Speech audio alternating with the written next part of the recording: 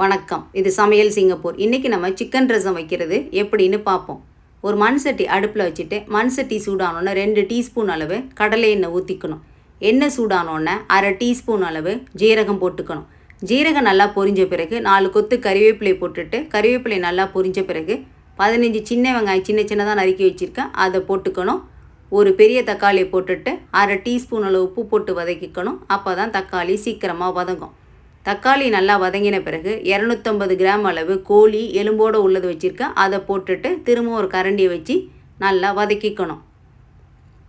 ஒரு டீஸ்பூன் அளவு மஞ்சள் தூள், அரை டீஸ்பூன் அளவு தனி மிளகாய் தூள், 2 டீஸ்பூன் அளவு தனியாத்தூள் போட்டுட்டு ஒரு கரண்டியை வச்சு அந்த மசாலாவையும் கோழியும் நல்லா கலந்துக்கணும்.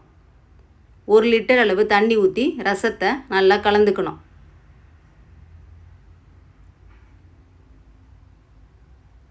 ஒரு டேபிள் ஸ்பூன் அளவு கல்லுப்பு போட்டுக்கணும்.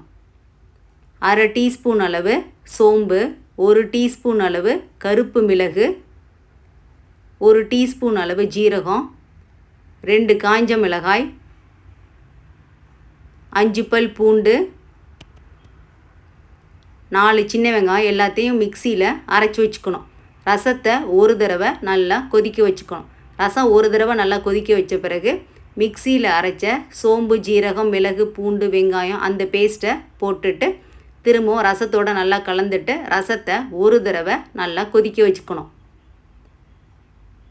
இந்த சிக்கன் ரசத்தை வெள்ளை சாதத்தோடு சேர்ந்து சாப்பிட்றதுக்கு ரொம்ப நல்லா இருக்கும். சளி பிடிச்சப்ப இந்த ரசத்தை சாப்பிட்டா உடம்புக்கு ரொம்ப நல்லது.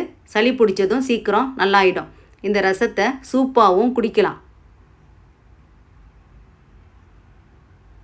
ரசம் நல்லா கொதித்த பிறகு அதில் நறுக்கின கொத்தமல்லி இலையை தூவினோம்னா நம்மளோட சிக்கன் ரசம் தயாராகிட்டு. இதே மாதிரி நீங்களும் உங்கள் வீட்டில் சமைச்சு சாப்பிட்டு பார்த்துட்டு எப்படி வந்துச்சுன்னு கமெண்ட் பண்ணுங்கள்.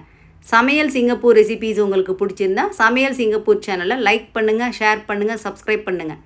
இதே மாதிரி வேறு ஒரு சமையல் வீடியோவில் உங்கள் எல்லாரையும் திரும்பவும் நான் சந்திக்கிறேன். அதுவரை உங்களிடம் இந்த வணக்கம் கூறி விடைபெறுவது உங்கள் சமையல் சிங்கப்பூர். நன்றி, வணக்கம்.